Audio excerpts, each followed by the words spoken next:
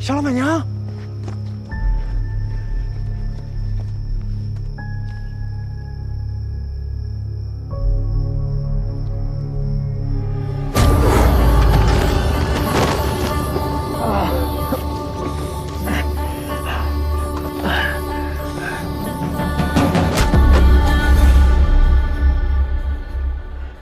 看你这战斗力渣的，那人家可能是有心检的人，我能硬拼吗？那我不得靠点智慧？你用什么智慧了？我直接就是一手釜底抽薪，偷梁换柱，暗度陈仓。算了，不编了，我装死了。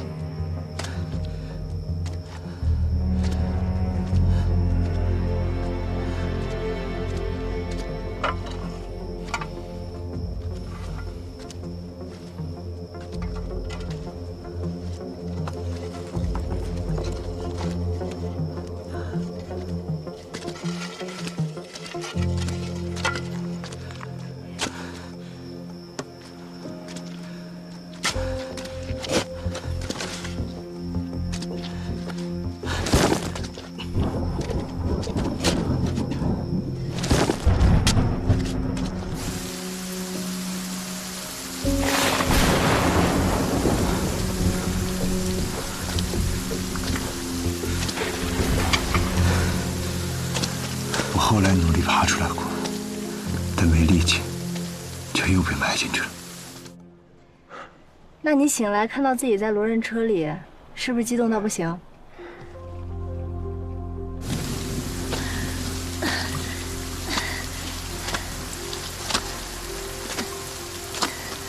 ？113，坚持住，你可不能死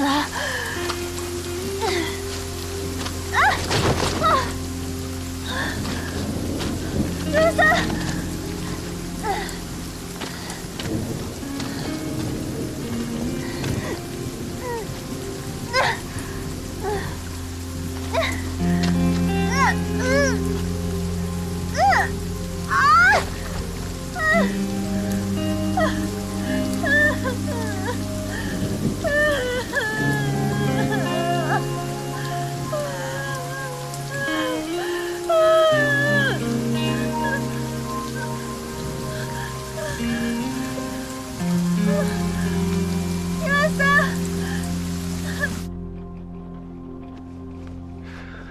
那倒没有。什么意思啊？没有？那谁一睁眼看见自己这人不人鬼不鬼的样子，会激动到不行啊？我还以为我已经往生极乐，被包成木乃伊了呢。而且二坏，不是我说你，你这包扎的技术，那码头打包麻袋的都比你包的精致。哎，别打我，别打我，我哪儿疼？别打我。哎，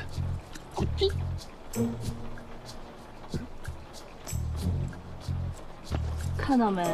我不削你，就有老天帮我修你。是，我不细致，你细致，你最细致了。那你拆了，重新包呗。你包的好，你包的最好，我就喜欢你这样包的。哼。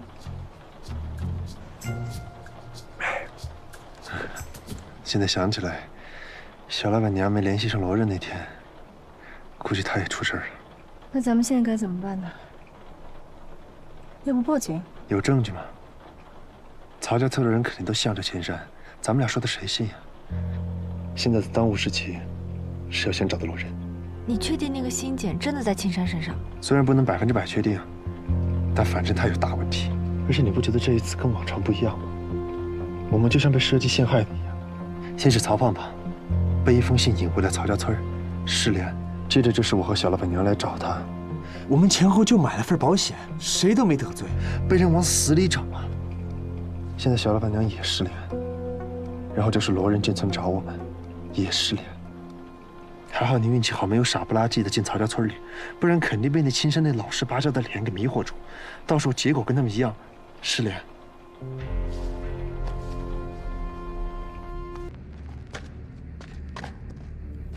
来，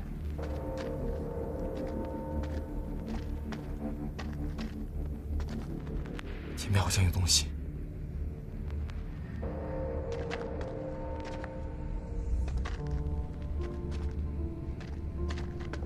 等一下。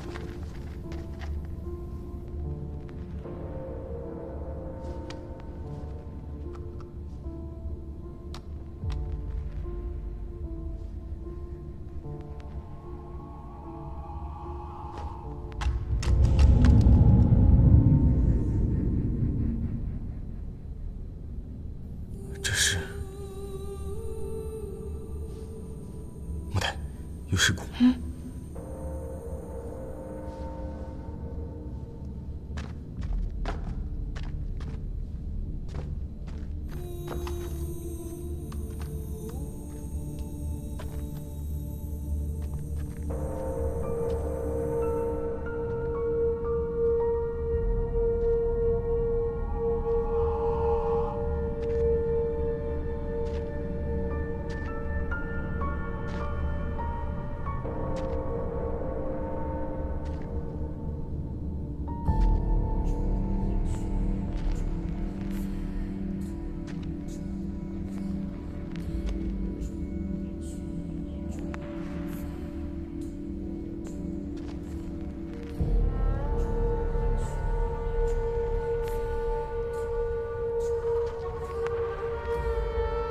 这是个墓室吧？没错。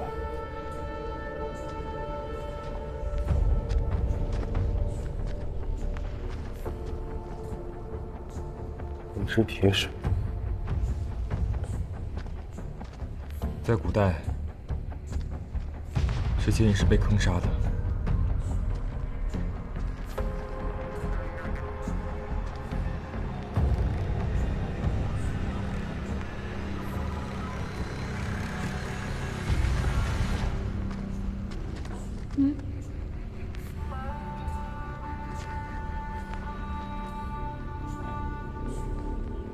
我之前研究过上古文字，这写的是七星归位。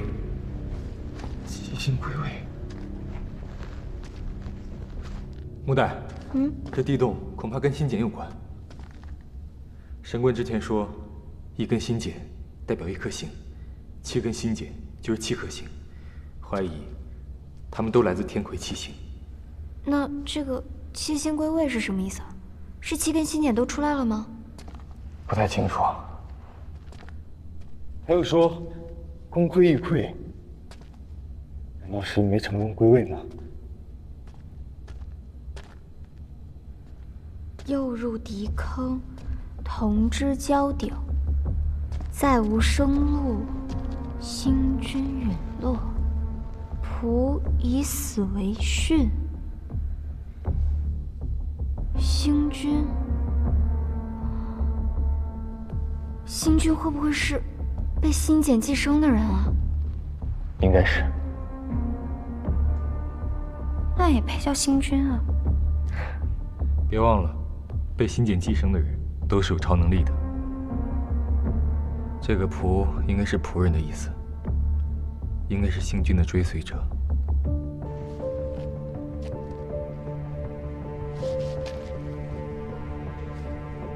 看，在陶俑面具上都有一颗星星。这还有组织呢。那这些被埋的人在这儿，那祭品和人俑是哪儿来的？我觉得应该是被坑杀里的人，应该有逃出去的。他挖通了地道，所以逃了出去。那个时候还没有翻版，就是一个自然的出口。然后他又回来了，所以才会有棺床和归人俑。最后封死地洞，装上了翻版陷阱。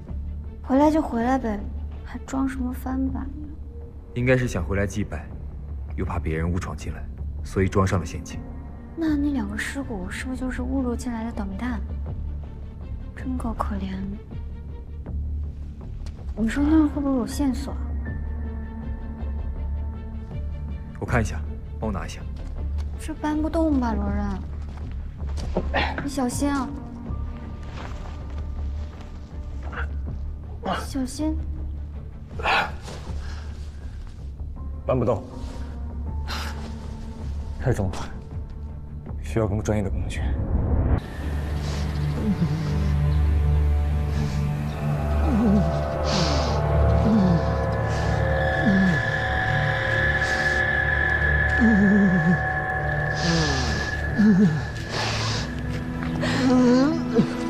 罗蒙王子，你怎么了？你怎么了啊？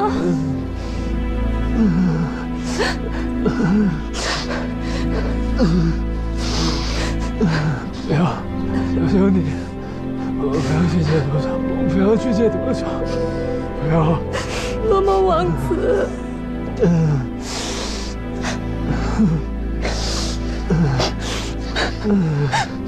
你快走，我可以的，你走。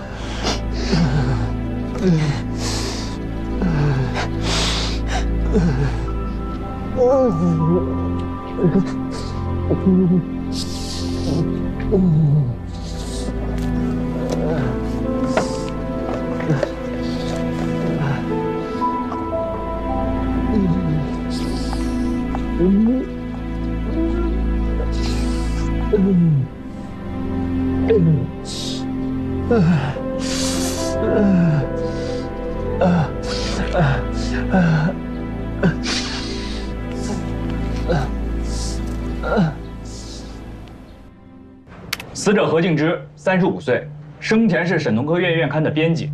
今天下午被发现死在昆虫研究所，也就是谭景天他们单位。他们单位呢有一个废弃不用的教3楼3层的实验室，这个实验室原本是属于一个叫宋百清教授的。这宋教授死之后呢，这个实验室就一直闲置着，没人用。从尸体报告来看，死者的脑部出现严重水肿，多脏器衰竭。结合死者被发现时面部紫绀、大小便失禁等情况，以及现场死者有挣扎过的痕迹，基本上可以判定死者是属于中毒而亡。我们在死者的腹腔部分发现了一个注射孔，应该是注射或者被注射了大剂量的毒素。经检验，死者身体里的毒素和我们现场发现的注射器里的毒素是同一种，也和我跟景天同志推测的结果一致，是大头虎蜂蜂毒。这种蜂毒毒性相当大。这个注射器的剂量足以一针致命。哎，景天呢？啊，他说他去查点东西。不好意思啊，你接着说。从现场发现的注射器针头表面上的生物信息呢是死者的，针管上的指纹也是死者的，是自杀呀？要说是自杀吧，死者的死显得很没有仪式感，而且自己的尸体还被胡蜂搞得很狼狈。况且到现在也没有发现遗书之类的东西，那就是他杀。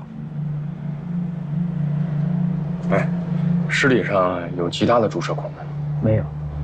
要是我自己不愿意，另外一个人要在我的腹部注射毒药，那是有一定难度。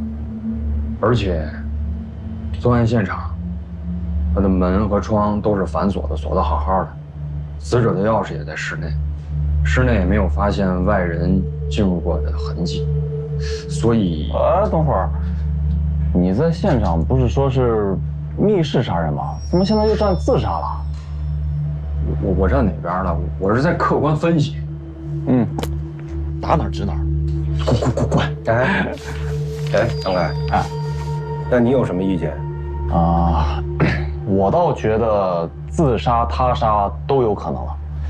我在现场试了一下那个门锁啊。他那个锁呢是必须要用钥匙才能锁上门的门锁，如果从里边先反锁上，那是根本就撞不上门的。所以如果是从里边锁的，那就是自杀；如果是从外边锁的，那就是他杀。这话都让你说了，你等我说完啊。死者那把钥匙呢还在屋里，另外一把钥匙在陈处长手里，所以如果是他杀，要么是死者的钥匙被人配过，要么是陈处长那把钥匙被人偷偷配过，或者干脆陈处长在撒谎。不是，要你这么说，那就没边儿了啊！反正这就是我的设想。哎，死者身上有没有使用过致幻药品的痕迹啊？没有。不过要是用乙醚的话，这么长时间才发现尸体，乙醚也早就挥发掉了。不排除使用乙醚。对。刘志，钥匙上有指纹吗？没有，钥匙被液体浸泡过。那滩液体化验之后什么结果？就是蜂蜜和白醋的混合液，3:4的比例。这是什么东西？这蜂蜜和白醋还3:4啊？那会不会是那种什么，这个网红的养生配方啊？啊，我看现在网上挺多的。啊，也有可能是抹身上用的、减肥用的。我好像在健身房听女生好像说过。啊，你俩这认知渠道和日常关注点全暴露了啊！是，死宅男。星儿，死者的社会关系怎么样？3年前离了婚，一直独居，没有孩子。啊，我们和派出所的兄弟啊，初步走访了一下他的同事还有邻居，多数人反映他性格乖张、喜怒无常，很少与人交往，而且加上他的工作，这平时也不用坐班什么的，那么我就可以理解，他为什么死了超过1天1夜的时间，也没有惊动什么人。现场有没有发现死者手机啊？没有，打也打不通。这样，刘志，明天申请一下搜查令，搜查一下家里边，还有单位办公室，包括座机、笔记本、台式机啊，看看社交软件之类的有没有谁跟他联系啊？明白。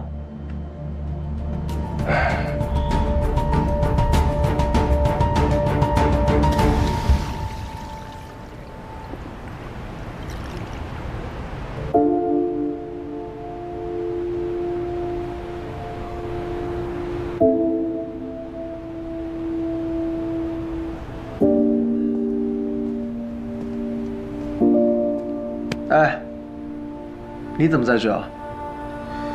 这话应该我问你吧。我来找经理有急事。什么急事啊？还有我不知道的急事？还真有，是关于她男朋友的事。她有男朋友？你们没见过吗？也在泰国？对啊，刚回国。是一个中国人，还帮我们破了几个案子。我好像听说过。不服吗？会让你服的，这是我的经验。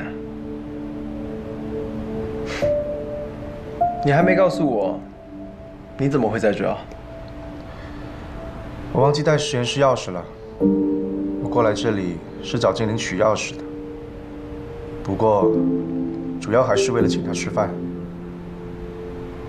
那真是巧了，我也要请他吃饭，那一起吧，咱俩 AA， 不会占你便宜的。拆，有没有人说过你很令人讨厌？讨厌我的人有很多，但暂时还轮不到你。走吧。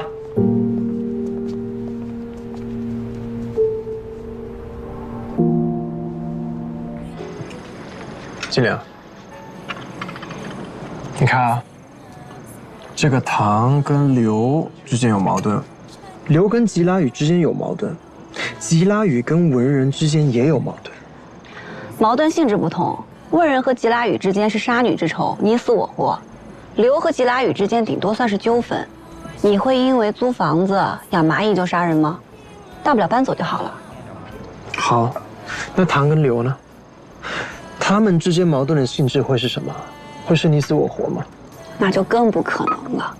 他们之间是导师和学生的关系，就算有再大的矛盾，也不至于你死我活吧？但是你的那位天已经怀疑唐了。啊？我也早就怀疑了，包括他的夫人李果姐。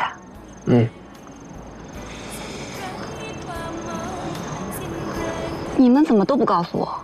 这不只是怀疑吗？仅仅是怀疑。不是，那唐教授和李果姐为什么要杀刘小雨？没有在说他们杀了刘小雨，是在怀疑他们杀了吉拉雨，再通过交换杀人的方式让温人杀了刘小雨。那结果有什么区别吗？他们为什么要这么做？我要是知道的话，我早就通缉他们了。景天也跟我说了，他查了刘小雨在中国的体检报告，说他一点心理疾病都没有，但他在我们这里为什么出现这么大的心理问题呢？他跟唐之间到底发生了什么？唉，那就请中国警察把你说的唐，还有他夫人抓起来审一下。开玩笑，凭什么？警察在中国不是说抓人就抓人的，要讲证据。而且这个唐在中国当地很有影响力，给当地带来了一个大项目，也不能随随便便抓一个人来审，连个证据都没有，审了也是白审。那我们就找证据，申请搜查令，搜一搜他们在这里的住处，看看能找到什么。还真是个办法。万一呢？那万一搜不到呢？那万一搜到了呢？2点之间直线是最短的。你真聪明，马里奥。来，给你加个鸡腿，吃吧。谢谢，我不吃假鸡。挑嘴。哦，好，明白了。哎，对了，师兄的电脑还在瓦莱里洛手里，所以你让他查一下，看看师兄电脑有没有用过插件登录暗网的痕迹。哦，我都跟刘志说了。好，那我们随时联系，拜拜。何敬之的前夫叫周浩，原来是一家跨国农药公司的中国区老总，现在是咱们山江市新成立的佳农生物科技有限公司的总经理。哦，对了，和景天一起回来那个唐大德教授，就是这家公司的首席科学家。唐大德、何敬之、周浩，这3个人都是那个宋教授的研究生。不对，哎，景天，我知道那个3:4的液体是怎么回事了。怎么回事？这些液体和在这些液体中发现的房门钥匙，说明这起案子不是自杀，而是一起典型的密室杀人。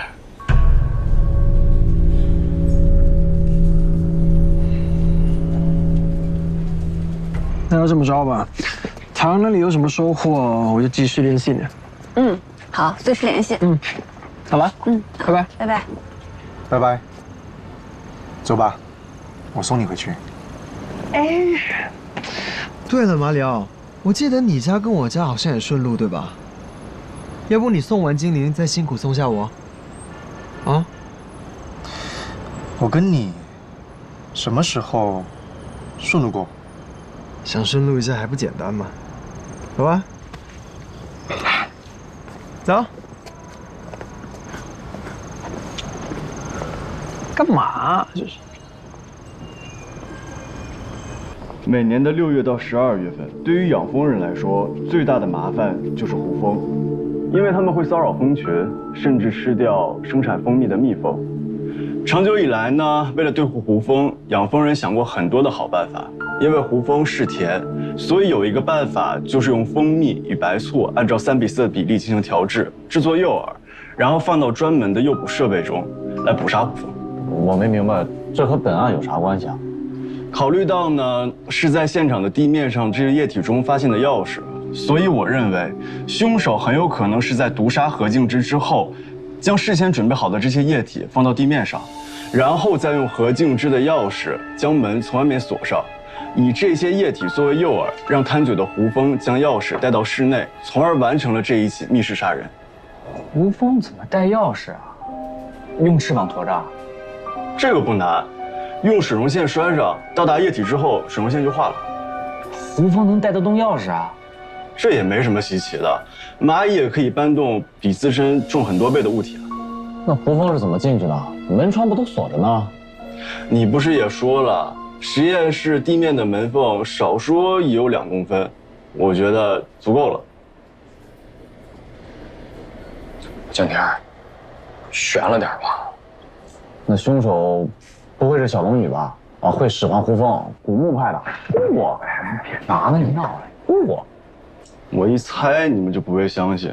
很简单，明天去现场，我用胡蜂给大家做演示，你们就明白了。我还有一个问题啊，如果要制造密室的话，用1只或者几只胡蜂应该就够了吧？那现场为什么会有那么多胡蜂？难道就是为了吃掉死者的眼睛？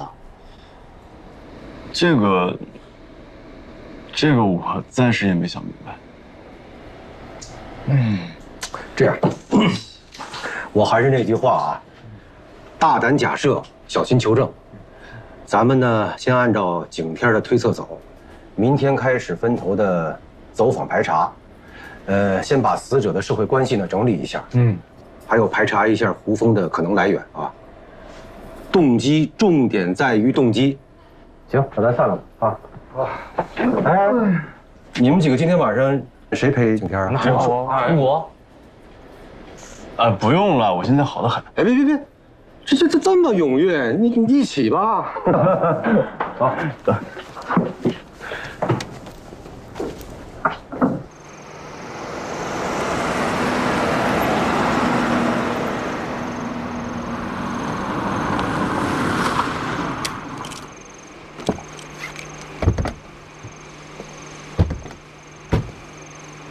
这么客气啊？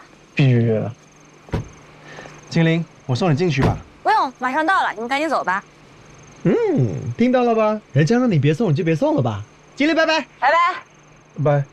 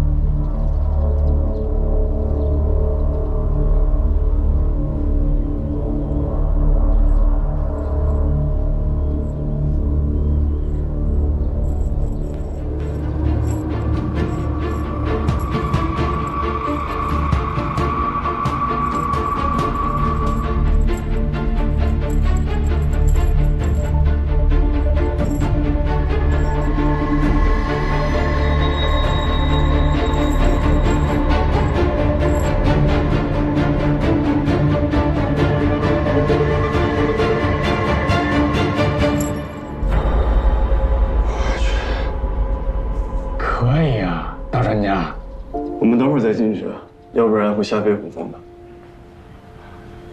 神啊！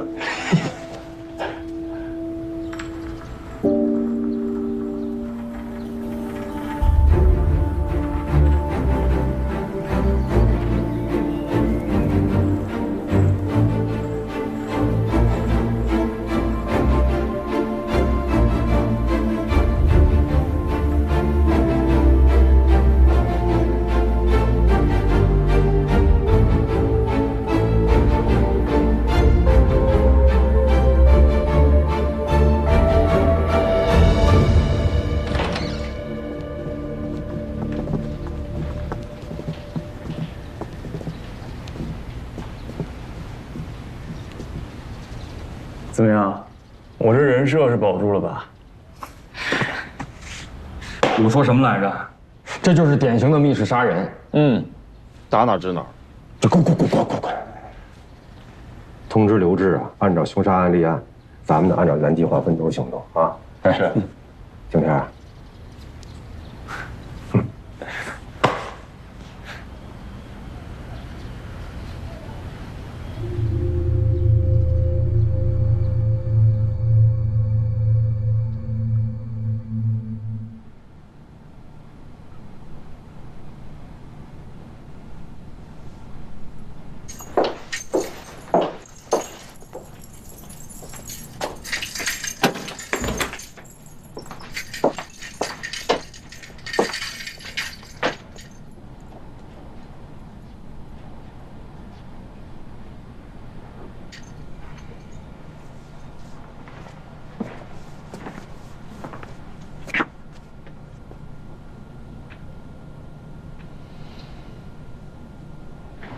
你应该高兴，仇人死了，你也被放了，恭喜你又可以开始新的生活了。高兴。如果你的姐姐自杀了，妈妈因此郁郁而终的话，你会高兴吗？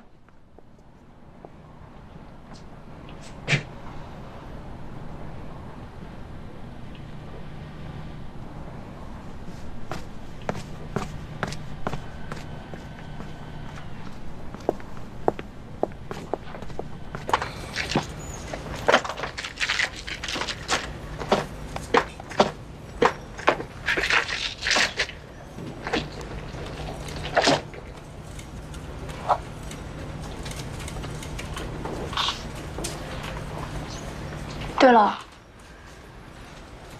你能帮我把这个给王本义吗？这是什么？色盲矫正眼镜。你可以自己单面给他。不麻烦了，你要是方便的话，就帮我代劳一下，可以吗？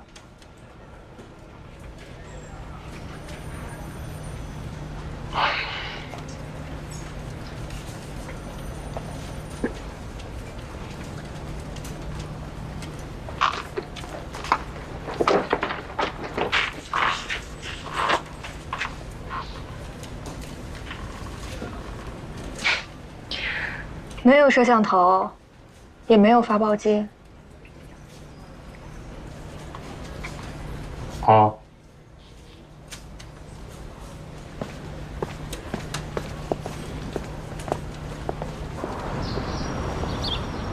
大约以后不用再见了。你们还在怀疑我？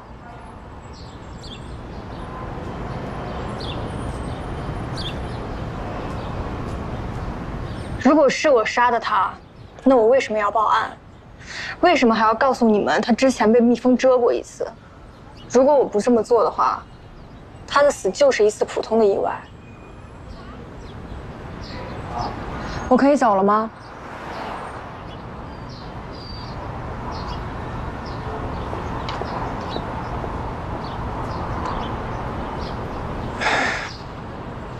本来以为是条捷径，现在成了最漫长的路了。挨打就要立正，自己选的路，跪着要走。哎，你这都哪儿跟哪儿啊你？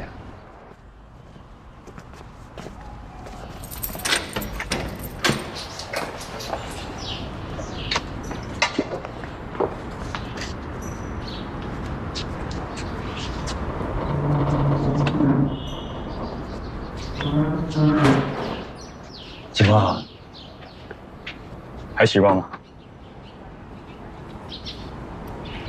挺好的，谢谢。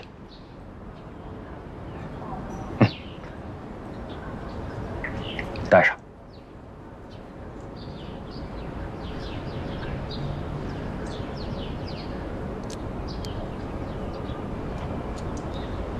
快点，快点！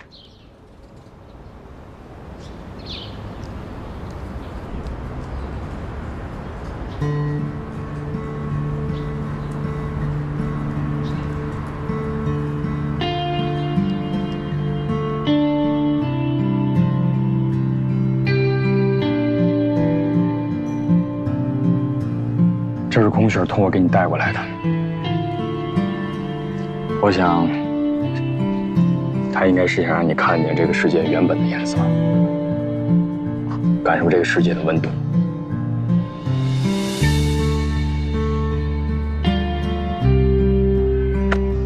好好改造。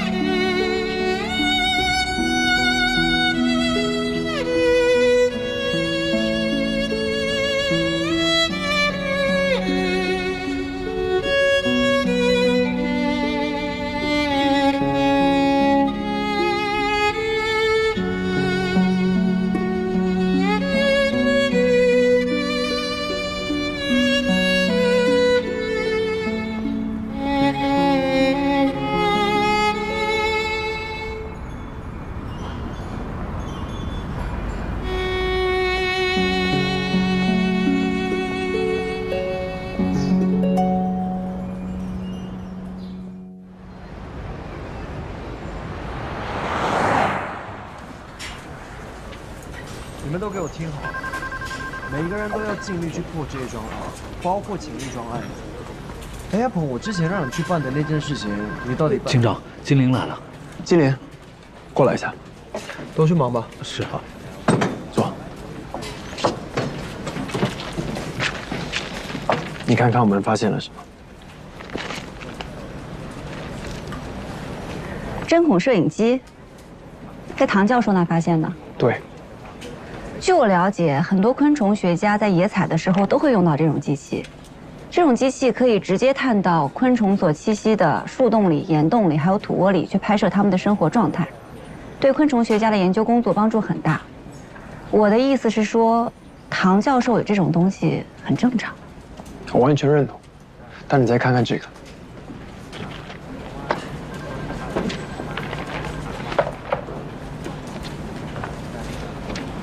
这是什么？这是这个针孔摄像头的检验报告，我们在上面看到了马里科帕区域的生物成分。那有可能是唐教授之前拍过马里科帕须臾的巢穴。他是在哪拍啊？他去美国南部拍，还是去墨西哥地区啊？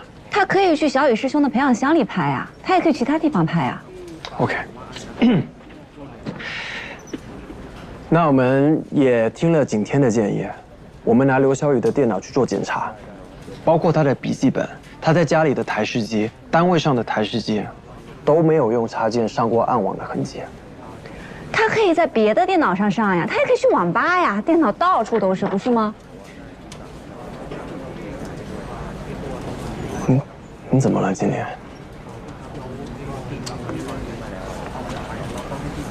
这些都是间接证据，证明不了什么的。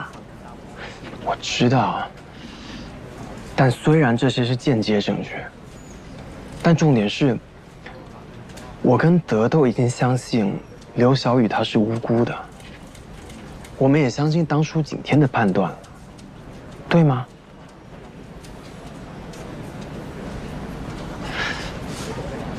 德，你跟精灵道个歉，真的有这么难吗？不难啊，那还不赶紧呢？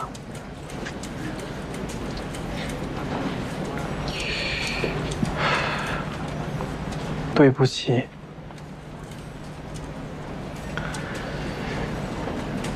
德他也知道他自己错了，他也希望景天回来的时候，他可以亲口跟他道歉。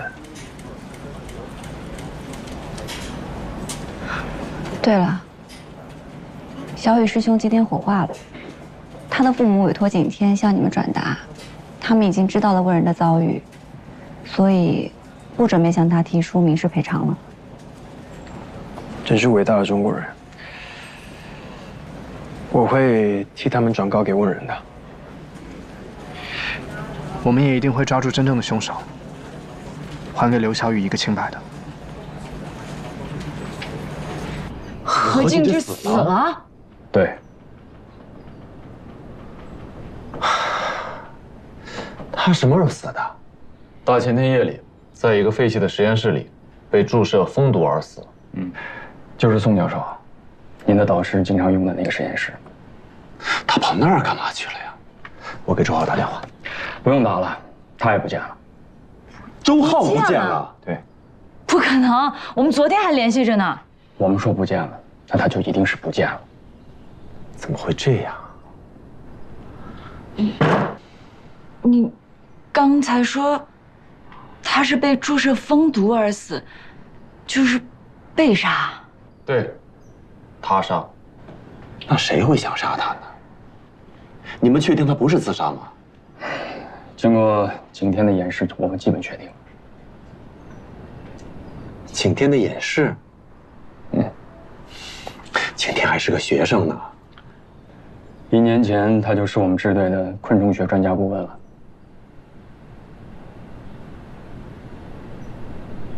啊，是这样啊。我们这次来呢，是想了解一下，你们2位在大前天夜里的8点到10点之间，在哪儿，在忙什么？有什么人可以旁证吗？你们是在怀疑我们俩吗？哎，别激动，别激动，别误会。我们是了解了一下这个何敬之的行动轨迹，相对而言，在这段时间里，他跟你们接触是最多的，当然还有周浩。这是你们的工作，我们能够理解。谢谢。但说来也巧，大前天的8点到10点，周浩和我在一起呢。我们在商量工作，但现在周浩联系不上，这个我也……没事，你再仔细想想，只要有人能见到你们在一起就行。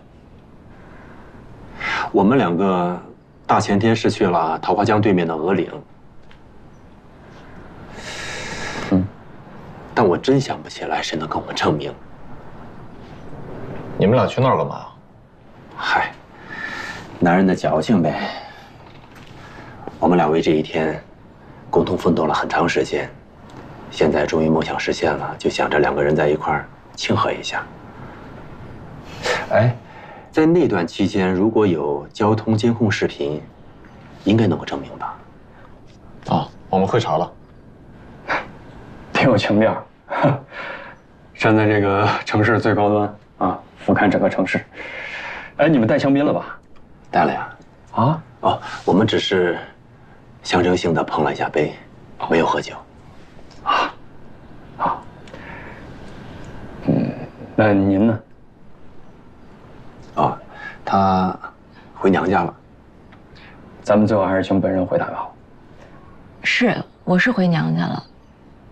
准确的说，应该是叔叔家。我上次回国是2年前了，所以我这次回去看看他们。到底是娘家还是叔叔家？都对。李果从小父母走得早，是在叔叔家长大的。那叔叔家在本市吗？不在，在泾县，开车单程不到2个小时。几点去几点回的呢？我记得好像是不到下午5点到的，然后待到11点往回走。自己开的车？对。8点的时候，我还跟叔叔阿姨视频来着呢。哦，对，我吃饭的时候我还给大德发了我跟叔叔阿姨的合影呢。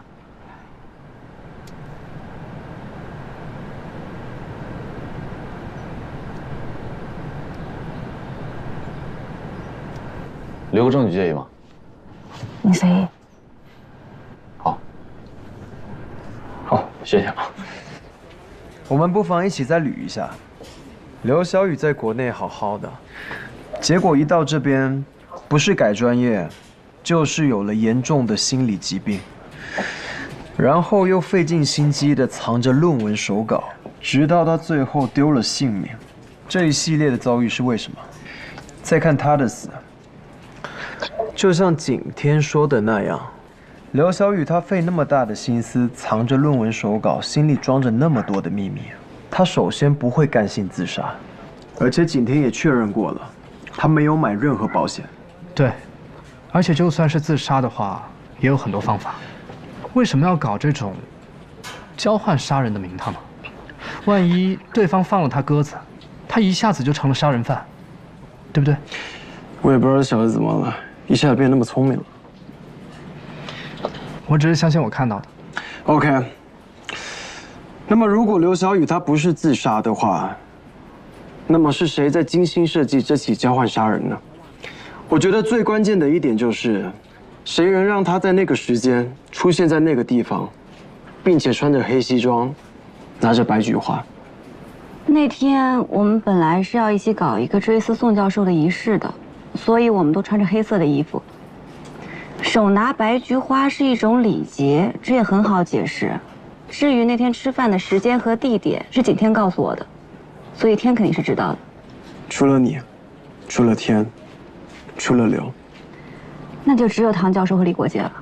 他们俩回国的时候，我跟德去找过他们。李果他说他能证明唐大德和他在头一天晚上，景天离开的时候，他们俩就睡觉了，而且他们还说他们是手拉着手睡的。这种证明完全无法采用啊！当然呀，但是以当时我们掌握的情况，我们无法不让他们回国。最主要的是，我们当时确实是想不通，唐和李果他们为什么要杀吉拉雨？那既然我们现在都知道了，如果他们想要杀的是刘小雨，那动机是什么？他们为什么一定要杀刘小雨呢？就像你说的。一个导师和学生，他们会有多大的仇恨呢？是啊，唐大德现在是个大人物，拿到了几个亿的大项目，金钱、地位，他都有了。他为什么要在这个时候杀人呢？就算杀人，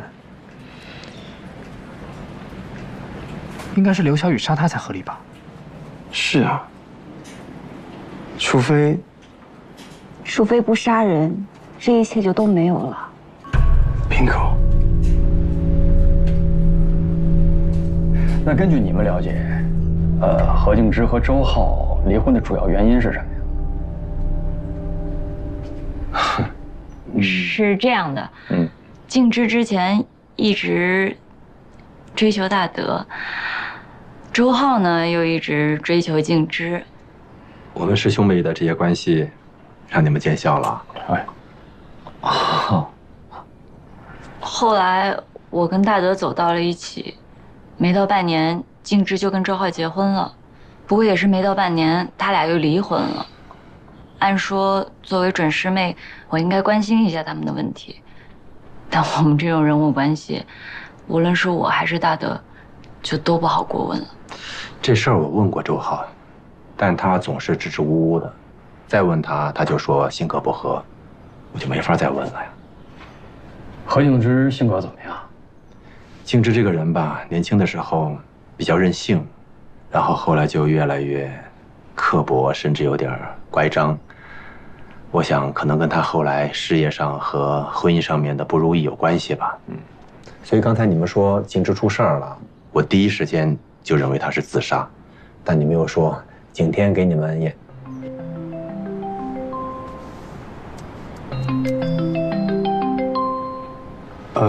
不好意思啊。哎，行，继续。我和你洛哥哥在一起呢。谁？你洛哥哥呀，瓦拉里洛呀。别闹！我跟唐教授还有李果姐在一起呢。啊，对不起啊，我正要跟你说这个事儿呢。瓦拉里洛建议在泰国这边通缉唐大德和李果，这样就可以以两国联合办案的方式，请求山江警方协助调查了。这样啊？你让我再想一想吧。今天，我们这边掌握的都是一些间接证据，所以，我明白。但是，我还有一个灵魂拷问啊。如果这一切都是真的，唐教授他们为什么要杀师兄？你有认真考虑过吗？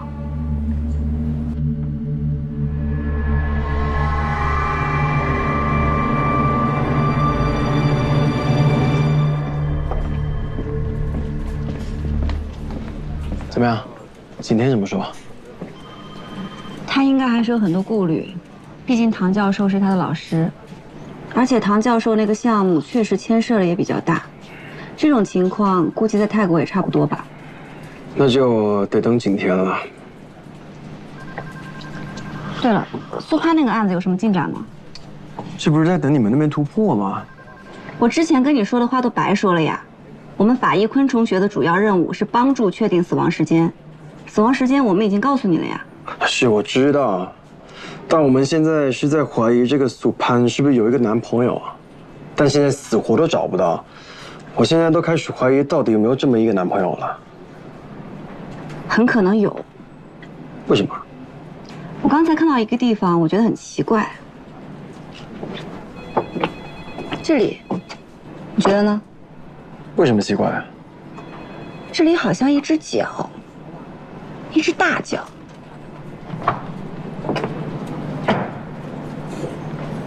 德，在。这张照片，你那边有扫描版吗？电脑里有，找出来。好的。走。好了。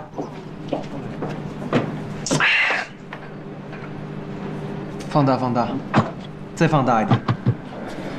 对，就是这儿。真的是一只脚，还是一只大脚？给我打印一份，我回去和苏潘的尸体比对一下。不用比对吧？这么大的一只脚，肯定是男人的脚。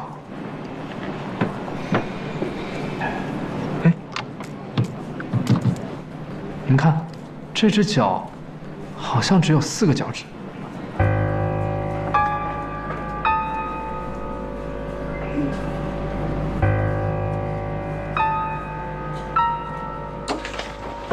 行了，唐教授，您就别送了啊，耽误了您半天时间，挺不好意思的。没事儿，应该的啊。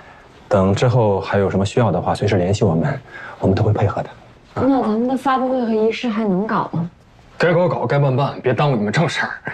景天，你去哪儿了？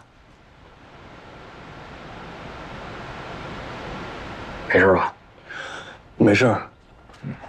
泰国那边给我打了电话，他们说师兄的死不是意外。不是意外。晴天，这到底是怎么回事？具体的没多说，就是说了一嘴，具体情况需要再等一等。那景天，你是先跟我们回去，还要再跟唐教授他们再聊聊？我先跟你们回去吧。这到底是怎么会这样？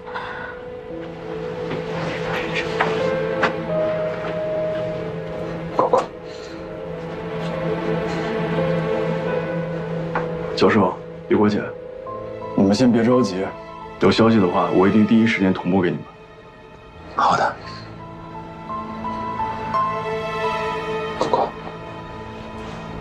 如果师兄不去买什么白菊花，我们那天一起出发，也许他就不会出事儿了吧。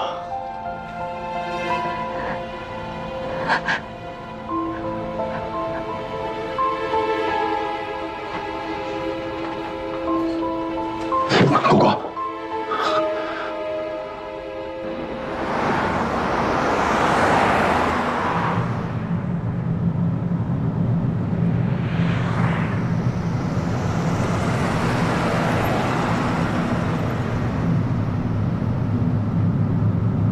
你好好开车啊。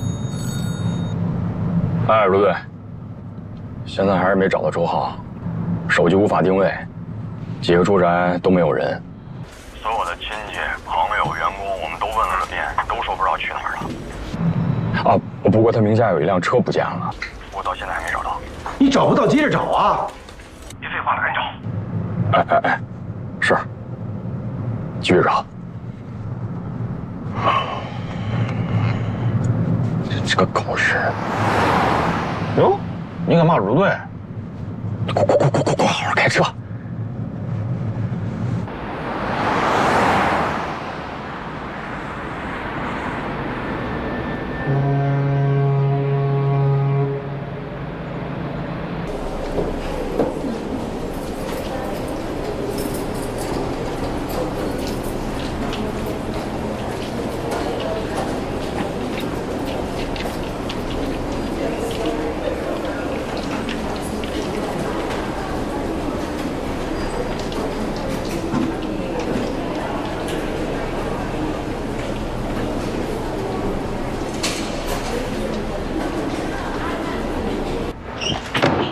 大德，你怎么在这儿啊？到处找你，电话也不接，怎么了？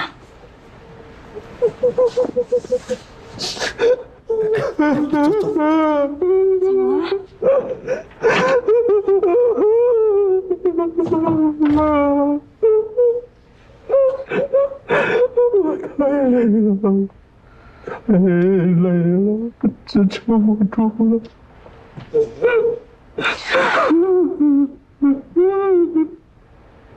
是啊，这段事情是怎么了？在泰国小雨死了，回国之后静之又死了，是我们到底做错了什么吗？为什么会这样？大德，我们不开这狗屁发布会了，行吗？我们把公司股份还给周浩，我们不干了，行吗？我们什么都不要了，回泰国开开心心教书，好吗？我这2天我的心里像有块大石头一样压着我，我喘不过气来。我理解。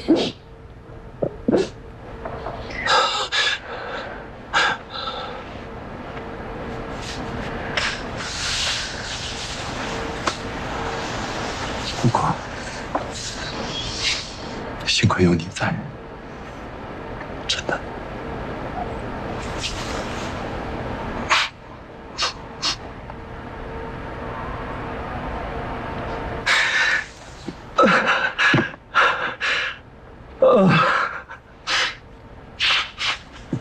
哎呀，哭出来我好多了。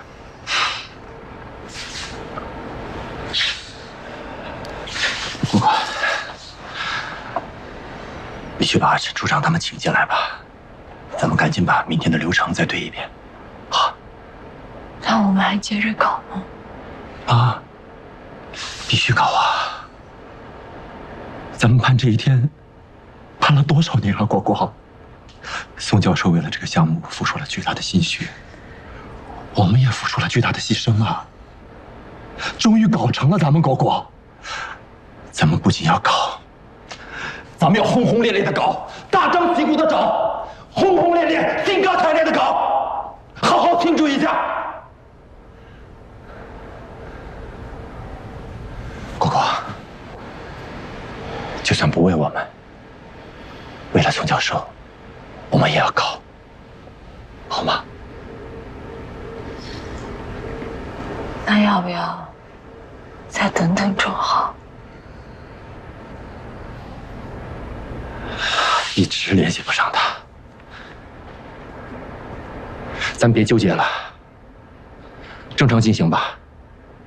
明天他能赶回来更好，赶不回来也没办法。果果，咱们有这么多嘉宾，一个一个去协调时间太麻烦了，影响也不好，你说呢？好，那我们就继续搞。我去叫陈处长他们。好。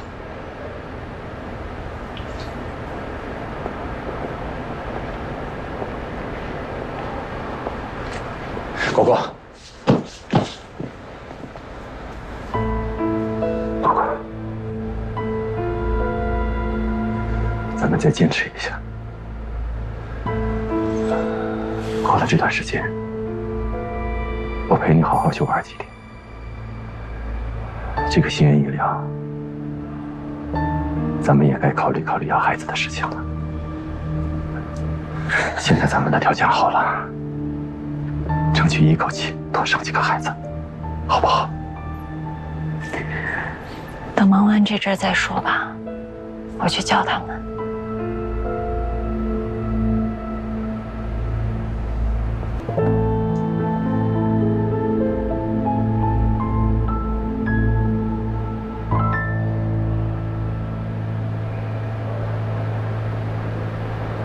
李月，别紧张。今天找你来不是关于蜜蜂的事儿，是想请你帮个忙。请我帮忙啊？我能帮什么忙啊？哎，你就说你帮还是不帮吧？帮，说话了肯定得帮啊。能不帮吗？那还那么多废话。天儿，问问。听说你在佳能公司任职？对，但是肯定被开除了。唐大德是你们公司的首席科学家是吗？是，这个人很厉害。听说你们公司即将投产的新型农药也很厉害。这么和你们说吧，这个产品一旦投入使用，将轰动整个行业，对粮食作物和经济作物的生产将是革命性的。通过插入外源基因增强病毒毒力，进行冠状病毒重组。通过这种重组方法制作出来的新型杀虫剂，可以在灵翅目之间快速复制，而且还不会伤害哺乳动物，既安全又有效。你是怎么知道的？这现在可是我们公司的核心机密啊！忘了跟你介绍了，我兄弟，昆研所毒理昆虫学专业研究生，博士。还不是呢？马上了。那你就直接说是同行呗。啊，这类似。也不对啊，那就算是同行，你也不能知道这么清楚和详细吧？这个现在可是我们昆虫细胞工程学的尖端结晶。你们有没有想过，一旦你们这种产品投入使用，灵翅目很快就会灭绝？是。可是，重要吗？可能对有些人来说不重要，但对有些人来说，包括我，地球生物的多样性更重要。谭凯哥。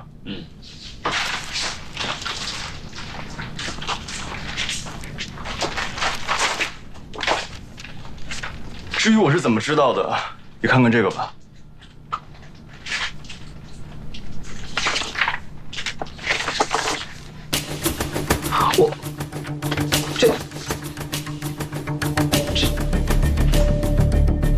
是。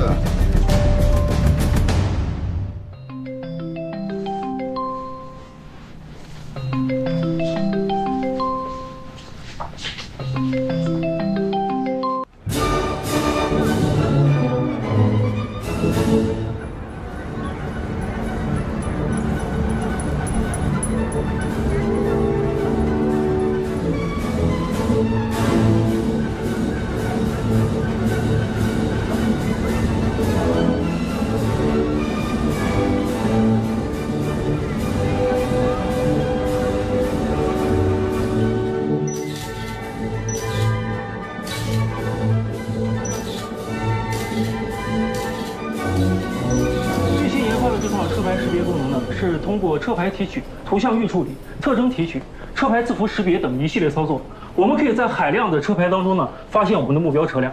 这么说吧，只要是有车牌，就算它飞到天上，我们也能把它找出来。怎么样，找到了吗？找到了。最后一次见到这辆车是在前天晚上9点40分。这辆车从宋家庄的天鹅堡洗浴中心出来，进入正一路，一路向北上环城高速，然后从王家渡出口出来。但是从王家渡出去之后，这辆车就失踪了。啊？那边范围太大了，我们还需要进一步排查，而且很多地方都是山路，监控镜头还没有安装到位。啊，理解啊，兄弟们辛苦了啊，那我们先撤了。哎，等会儿，不妨先排查一下鹅岭一带的交通监控。那边有点荒啊，不过我们试试看吧。哎，行，拜托二位了啊。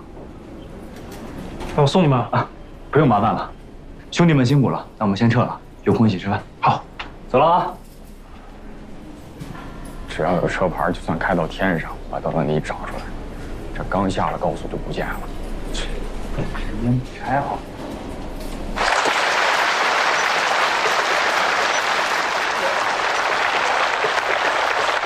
国产农药919号专利的诞生，凝聚着唐大德教授以及我昆研所所有科研人员的心血。它是我们省昆研所、省农科院的一件大事，是中国昆虫学界乃至国际昆虫学界的一件大事，更是我国生物科技领域、农业种植领域的一件大事。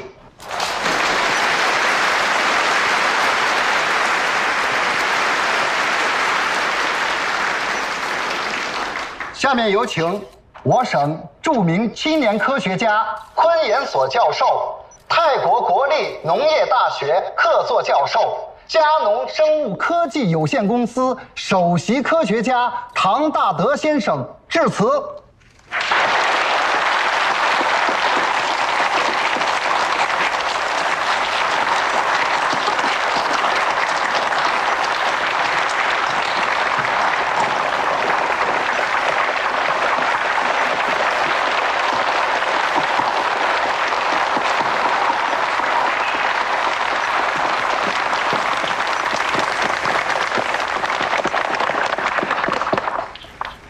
大家好，今天是我们919专利成果发布的日子，更是我的恩师宋柏清教授雕像揭幕、宋柏清昆虫研究基金会成立的日子。宋柏清教授一生致力于鳞翅目的研究，作为导师，他用渊博的学识哺育了我，用严谨负责的科学精神影响了我，用坚韧不拔的治学态度鼓励了我。作为师长，作为朋友，他的仁爱、宽厚温暖了我，也在危机关头不惜牺牲自己的生命保护了我。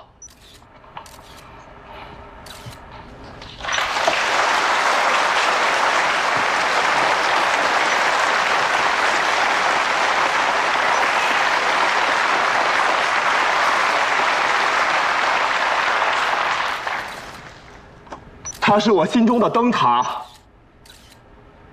我心中的英雄。希望致力于昆虫学研究的学子们，跟我一起接过宋柏清教授手中的新活，我们在林氏木领域、昆虫学领域深耕细作，砥砺前行。谢谢。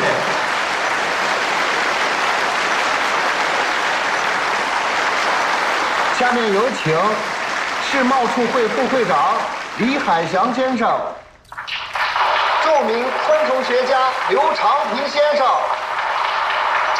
农科院副院长魏光宇先生和唐大德教授一起为雕像揭幕。